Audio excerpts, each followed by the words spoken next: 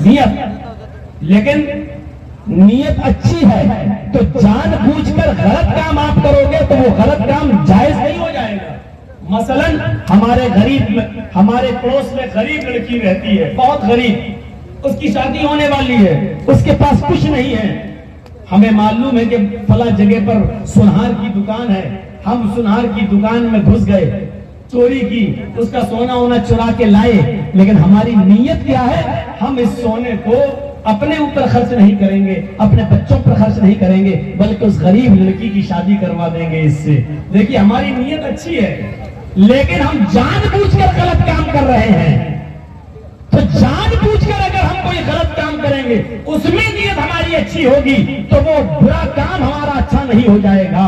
اگر دھوکے سے ہم غلط کام کر رہے ہیں اور نیت اچھی ہے تو اللہ رب العالمین قبول کر لے گا۔ مثلا صدقہ ہم کسی غریب کو دینا چاہ رہے ہیں اور وہ آدمی اپنے آپ کو غریب بتا رہا ہے اور ہم دھوکے سے غریب سمجھ کر اس کی مدد کر رہے ہیں، لیکن وہ امیر آدمی ہے، تو اللہ رب العالمین صدقے کو قبول کر لے گا، کیونکہ ہماری نیت غریب کی مدد کرنے کی تھی، امیر کی مدد کرنے کی نہیں۔ دھوکے سے ہم نے کسی چور کو دے دیا، اللہ معاف کر دے گا اور اس صدقے کو قبول بھی کر لے گا اور ہمیں معاف بھی کر دے گا۔ کیوں؟ کیونکہ ہماری نیت چور کو مدد کرنے کی نہیں تھی بلکہ غریب کی مدد کرنے کی تھی۔ تو میرے بھائیو، عمل صالح اس کو کہتے ہیں جو صرف اللہ کے لیے کیا جائے اور خالصتاً اللہ کے لیے کیا جائے۔ آپ نے وہ واقعہ سنا ہوگا، جنگل میں ایک آدمی جا رہا ہے، اونٹ کے اوپر سامان لدا ہوا ہے، تھک جاتا ہے، ایک جگہ اپنے اونٹ کو درخت سے باندھ کر سو جاتا ہے۔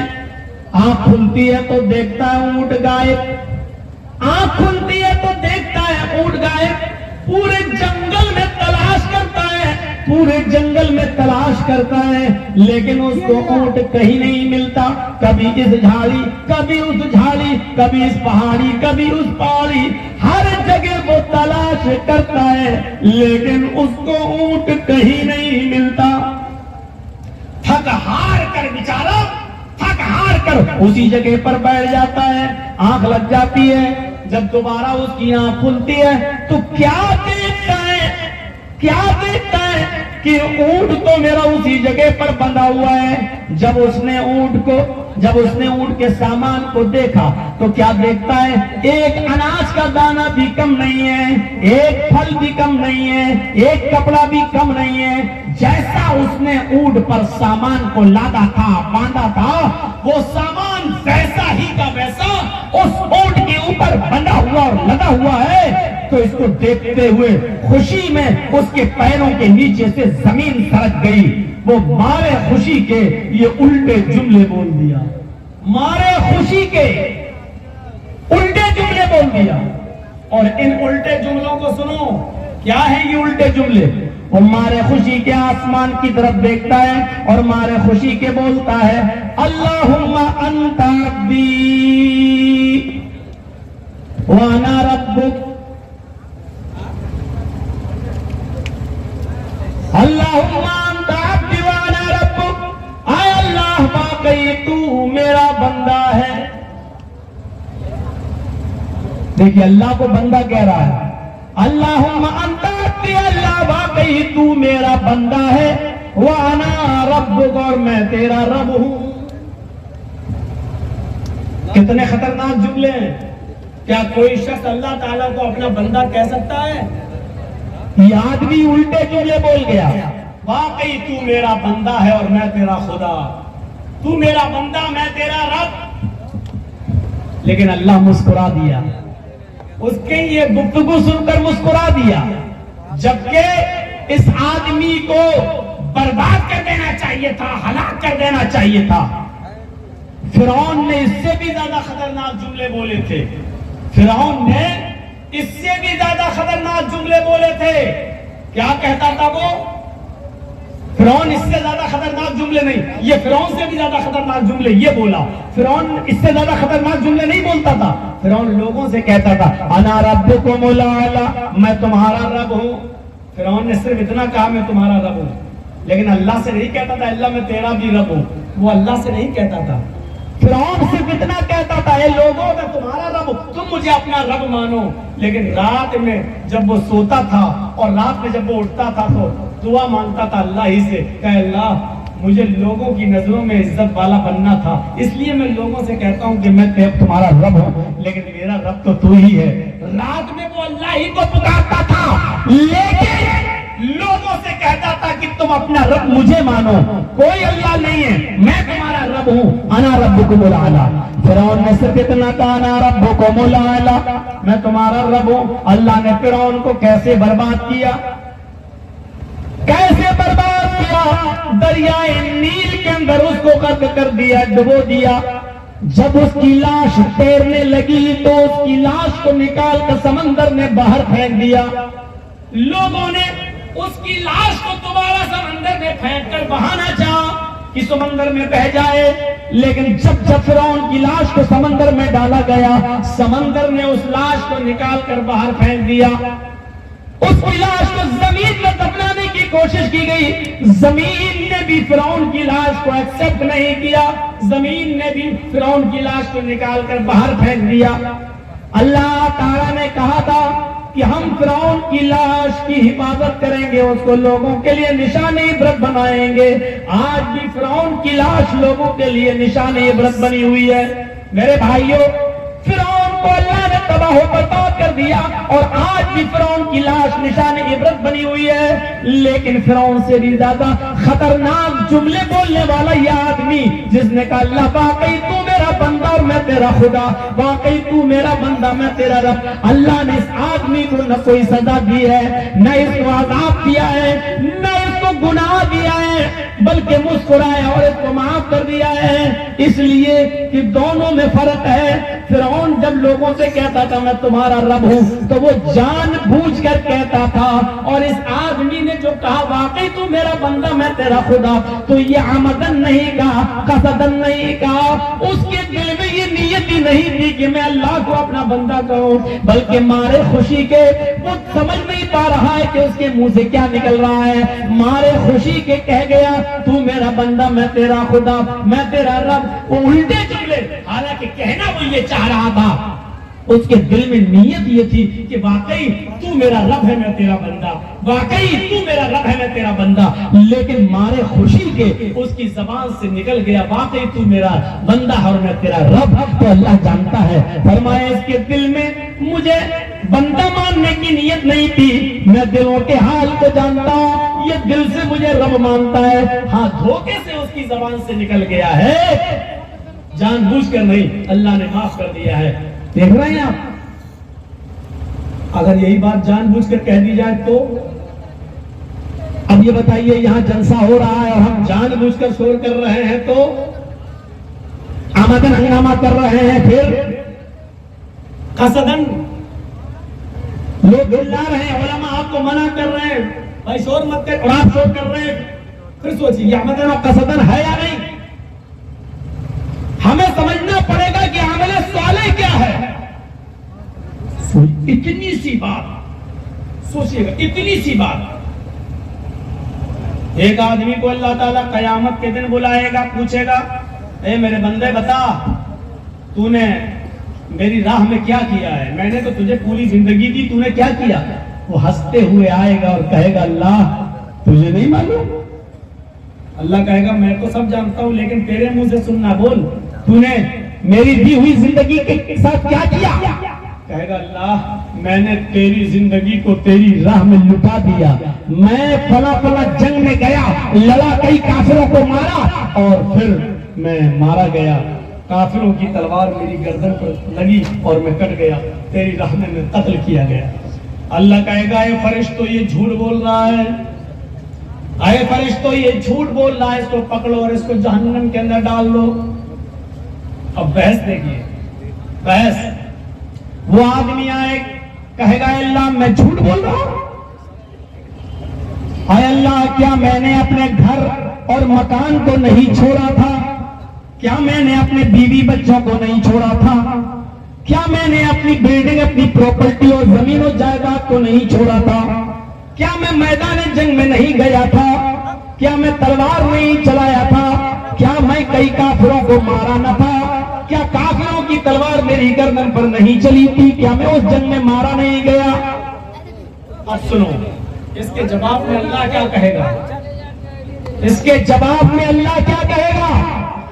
آئے میرے بندے یہ سچ ہے، آئے میرے بندے یہ سچ ہے کہ تو اپنے گھر سے نکلا، یہ بھی سچ ہے کہ اپنے بیوی بچوں کو چھوڑا، یہ بھی سچ ہے کہ اپنی زمین و جائیداد کو چھوڑا، اپنی پراپرٹی کو چھوڑا، یہ سچ ہے۔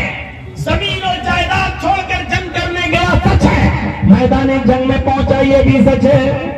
آئے میرے بندے یہاں تک سچ ہے کہ تو میدان جنگ میں لڑا اور کئی کافروں کو مارا، یہ بھی سچ ہے۔ وہ کہے گا اللہ پھر میں بھی تو مارا گیا، اللہ کہے گا یہ بھی سچ ہے کہ کافروں کی تلوار تیری گردن پر لگی اور تو مارا گیا، یہ بھی سچ ہے۔ ہاں تو مارا گیا یہ سچ ہے، لیکن میری راہ میں مارا گیا یہ سچ نہیں ہے۔ اے میرے بندے تو میری راہ میں کہاں مارا گیا ہے؟ تو جب جنگ میں لڑ رہا تھا تو تیرے دل میں یہ خیال آیا تھا کہ میں لڑوں گا تو لوگ مجھے بہت بڑا بہادر کہیں گے۔ تو سبوں کو چیرتے ہوئے کافروں کو مارنے گھس گیا اور لڑ رہا تھا، تلوار چلا رہا تھا، تیرے دل میں یہ نیت تھی کہ لوگ مجھے بہت بڑا بہادر کہیں، بہت بڑا جنگ لڑنے والا کہیں۔ اے میرے بندے دنیا میں تو جو چاہتا تھا، تیرے دل میں جو خیال آیا تھا، تو جو عزت چاہتا تھا وہ تو تجھے مل چکی، تو جو بہادری کا ٹائٹل چاہتا تھا وہ تجھے مل چکا۔ تو نے میرے لیے جنگ تھوڑی لڑی، تو نے تو اس لیے لڑی کہ لوگ تجھے بہت بڑا بہادر کہیں، بس بہادری کا ٹائٹل تجھے مل چکا دنیا میں۔ اے فرشتوں پکڑو اور ڈال دو اس کو جہنم میں، اس آدمی کو جہنم میں ڈال دیا جائے گا۔ میرے بھائیوں سن لو، چاہے کتنے جلسے کرا لو، چاہے جتنے مدرسے کھول لو، چاہے جتنی نمازیں پڑھ لو اور روزے رکھ لو، لیکن اخلاص دیکھو آپ، اس آدمی نے بیوی چھوڑی، بچے چھوڑے۔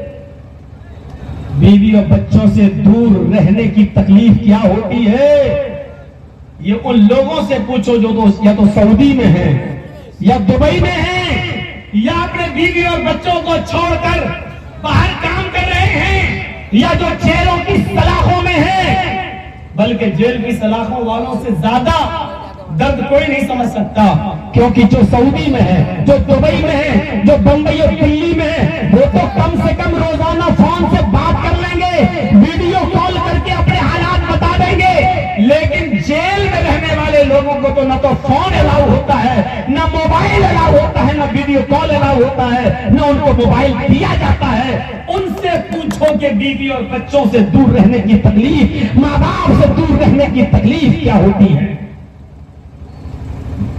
جہاں یہ دعائیں ہوئی کہ اللہ جرجیت صاحب کی رہائی کا انتظام فرما، اللہ اپنے اس بندے پر رحم و کرم فرما، میں ایسے مولویوں کو بھی جانتا ہوں جنہوں نے یہ دعا کی کہ اللہ ان کو کچھ دن اور جیل میں رہنے دے تاکہ میری روزی روٹی چل رہی ہے وہ چلتی رہے۔ میں ایسے مولویوں کو بھی جانتا ہوں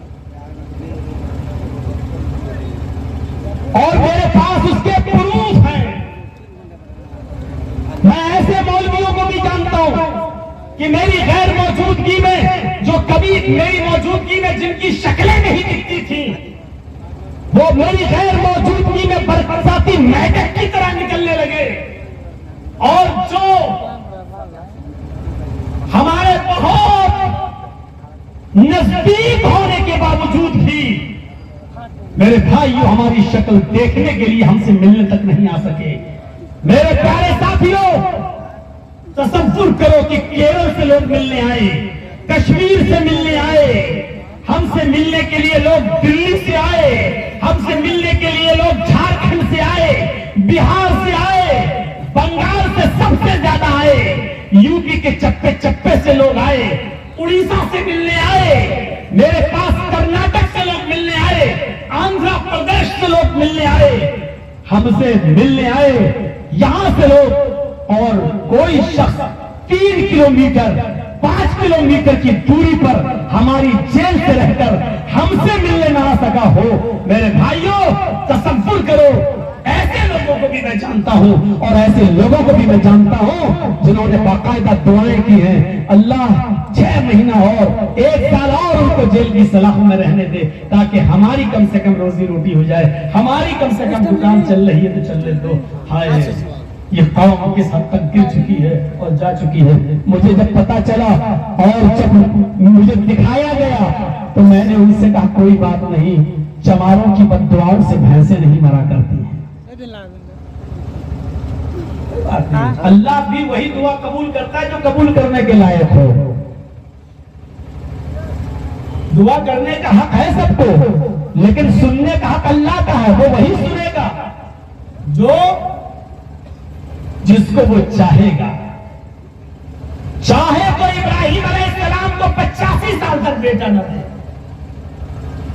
چاہے تو زکریا کو بھری جوانی میں اولاد نہ دے، اور بڑھاپے میں جب بال سفید ہو گئے ہوں تب اللہ تعالیٰ ان کو بیٹا دے۔ یہ تو اللہ کی قدرت ہے۔ اتنی سی بات، بیوی چھوڑی بچے چھوڑے، بیوی بچوں کو چھوڑ کے کوئی آدمی میدان جنگ میں چلا جائے کتنی بڑی بات ہے۔ اس نے بیوی بھی چھوڑی، بچے بھی چھوڑے، ماں باپ بھی چھوڑے، گھر بھی چھوڑا، مکان بھی چھوڑا، پھر کھیتی چھوڑی، زمین چھوڑی، جائیداد چھوڑی، فیکٹری چھوڑی، سب کچھ چھوڑا اور میدان جنگ میں گیا، لڑا۔